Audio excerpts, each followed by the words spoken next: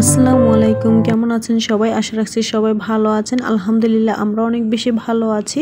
প্রতিদিনের মতো আবারও নতুন একটা ভিডিও নিয়ে আপনাদের সাথে আছি। তো যারা এই ভিডিওর সাথে আছেন পুরো ভিডিওটা ওয়াচ টাইম করবেন, আর আশা রাখছি এর মধ্যে একটু হলো আপনাদের কাছে ভিডিও কোনো অংশে ভালো লাগবে। ভোর রাতের জন্য এখানে রান্না করছি। তো এখানে লাল মুরগি রান্না করব। বড় সাইজের একটা লাল মুরগি আনা হয়েছিল, তো সেটা রান্না করার জন্য এখানে মোটামুটি প্রস্তুতি নিচ্ছি। তো ফার্স্টে একটা কড়াই বসিয়ে দিয়েছি, কড়াইয়ের মধ্যে পরিমাণ মতন পেঁয়াজ তেল দিয়ে একটু ভেজে নিয়েছি। তারপর দিয়েছি আদা রসুন বাটা।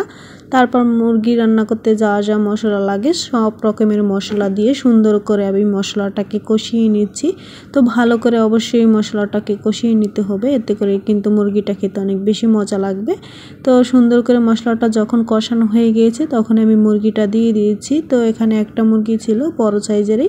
মুরগিটা দেওয়ার পর তারপর সুন্দর করে আমি লাড়া দিয়ে দিচ্ছি। তো আর কোনো পানি ব্যবহার করব না, এই মশলার সাথে আমি ভালো করে কষিয়ে নিব। আর এটা এখন লাড়া দিয়ে তারপর ঢাকনা মোড়া দিয়ে আমি কিছুক্ষণ রান্না করে নিব মিডিয়াম আছে, এতে করে মুরগির থেকে অনেক বেশি পানি বের হয়ে যাবে। তারপর এই যে একটু পর আমি লাড়া দিয়ে দিচ্ছি ঢাকনাটা তুলে। আর এটা সুন্দর করে আমি কষিয়ে নিয়েছি মশলার সাথে। আর এটা সব মুরগির থেকে যেহেতু এটা শক্ত বেশি তাই একটু হতেও সময় লাগবে। তো এটা গরুর মাংসের মতোই কিন্তু সময় লাগে। তো সুন্দর করে আমি কষিয়ে নিয়েছি। মাশাআল্লাহ দেখতে পাচ্ছেন কত সুন্দর কালার আছে মাশাআল্লাহ। তো এখন সুন্দর করে কষানোর পর তারপর দিয়ে দিব আমি কিছুটা আলু। তো আলু দিলে এটা খেতে ভালো লাগে। আর এই মুরগির মধ্যে অনেক বেশি তেল হয়ে থাকে, তা মানে আলুটা দিলে আর তেলটা বেশি লাগে না। তো আলুটা দিয়ে একটু কষানোর পর তারপর পরিমাণ মতন ঝোল দিয়ে কিছুক্ষণ রান্না করে নিয়েছি। তারপর মুরগির তরকারিটা হয়ে গিয়েছে, চুলাটা অফ করে দিয়েছি। তারপর এখানে পুঁই শাক ভাজি করব। তো পুঁই শাকটাকে আগে রেডি করে রেখেছিলাম কেটে, তারপর ধুয়ে তারপর এখন চুলায় বসিয়ে দিয়েছি। পরিমাণ মতন পেঁয়াজ আর কাঁচামরিচ স্বাদ মতন লবণ দিয়ে ঢাকনা মুড়ে দিয়ে সিদ্ধ করে নিয়েছি। তারপর ছেঁকে নিয়েছি। ছেঁকে নেওয়ার পর এখন আমি বাগার দিয়ে দিব। তো কয়েকটা শুকনো মরিচ দিয়েছি আর রসুন দিয়েছি। শুকনো মরিচ দিলে চাবাইয়া খেতে আমাদের কাছে ভালো লাগে, সেই জন্য দিয়ে শাকটা দিয়ে তারপর 2-1 মিনিট ঝাল করব, তাহলেই হয়ে যাবে। পানিটা যখন শুকিয়ে যাবে তখন আমি শাকটাকে নামিয়ে নিয়েছি। তো ভাত মানে তরকারির সাথে একদমই খেতে বেশি একটা ভালো লাগছিল না। ভোর রাতে ভাত খেতে ভালো লাগে না, রুচিটা একটু কেমন জানি লাগছে। তাই ভাবলাম একটু ঝাল ঝাল কিছু ভর্তা করে নিই। তো এখানে হচ্ছে ধনেপাতা ভর্তা করব কাঁচামরিচ দিয়ে, বেশি করে ভর্তা করব ধনেপাতা। তো ওই ধনেপাতাটাকে আগে থেকে কেটে সুন্দর করে ধুয়ে রেখেছিলাম। তো এখন ভেজে নিব তেলের মধ্যে, লবণ আর হচ্ছে তেল দিয়ে ভেজে নিব, তাহলে হয়ে যাবে। আর ধনেপাতাটা বেশি ভাজবো না, হালকা করে ভাজবো। এটা অনেকে কাঁচা অবস্থাও করে, তো আমরাও করি নর্মালি। তো আজকে আর করা হচ্ছে না যেহেতু ধনেপাতাগুলি বাতি হয়ে গিয়েছে সেই জন্য। তো এখানে ভাজা হয়ে গিয়েছে, ধনেপাতাটা হতে কিন্তু বেশি সময় লাগে না, 2-1 মিনিটের মতো ভাজলেই হয়ে যায়।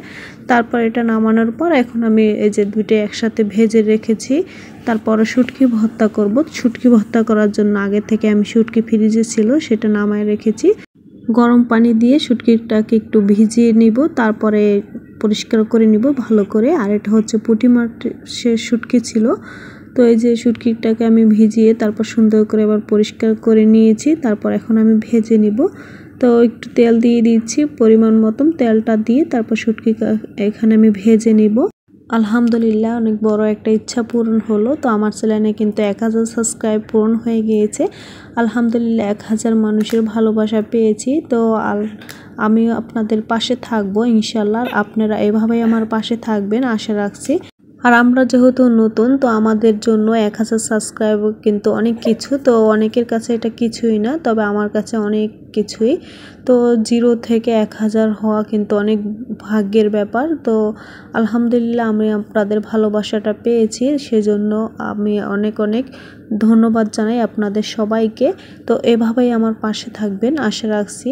তো এর মধ্যে কিন্তু আমি শুটকিটা ভেজে নিয়েছি। তারপর শুকনো মরিচটাকে আমি ভাজার অবস্থায় আমি গরম পানির সাথে একটু ভিজিয়ে রেখেছিলাম, এতে করে মরিচটা একদম নরম হয়ে যাবে।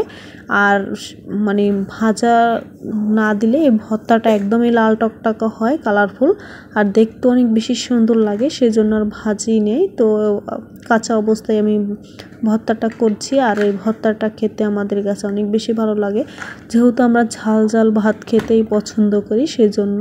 তো এই যে এখানে শুটকি ভর্তাটা করে নিয়েছি। তারপরে ধনিয়া পাতাটাও করে নিয়েছি, দুইটা ভর্তাই একসাথে আমি রেডি করেছি। আর এই ভর্তাটার মধ্যে পেঁয়াজ দিয়েছি বেশি, পেঁয়াজ বেশি দিলেই একটু খেতে ভালো লাগে, যখন দাঁতের নিচে পড়ে তখনই। আর ঝালটাও কমে যায় অনেকটাই পেঁয়াজটা দেওয়ার কারণে। তো এই যে পেঁয়াজটাকে এখন আমি আস্তে আস্তেভাবেই বেটে নেব, একদম মিশ করে যাবে না। আর আমাদের মতো কারা এই ঝাল ভর্তা দিয়ে ভাত খেতে পছন্দ করেন অবশ্যই কমেন্টে জানাবেন। ভর্তা দুইটা করার পর তারপর এখন আমি ইফতারের জন্য কিছু মুরগি ভাজবো, তারপর আলু ভাজবো। তো বেশি একটা সময় নাই, ইফতারের সময় যেহেতু বেশি বাকি ছিল না, তাই আর রেসিপিকে আকারে শেয়ার করি নাই।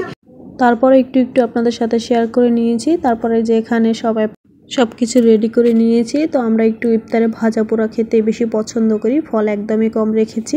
আর লাচ্ছি তো অবশ্যই রাখবো, তো লাচ্ছি আমরা অনেক বেশি পছন্দ করি। আর এর মধ্যে আয়োজন দিতে এখনো 5-6 মিনিটের মতো বাকি ছিল। তো ততক্ষণে আমরা ইফতারি নিয়ে সামনে সবাই বসেছিলাম। তো এই সময় তো ইফতারি সামনে নিয়ে দোয়া করলে সবাই জানে কম বেশি দোয়া কবুল হয়। তো আমরাও সবাই একসাথে বসে তারপর করছিলাম।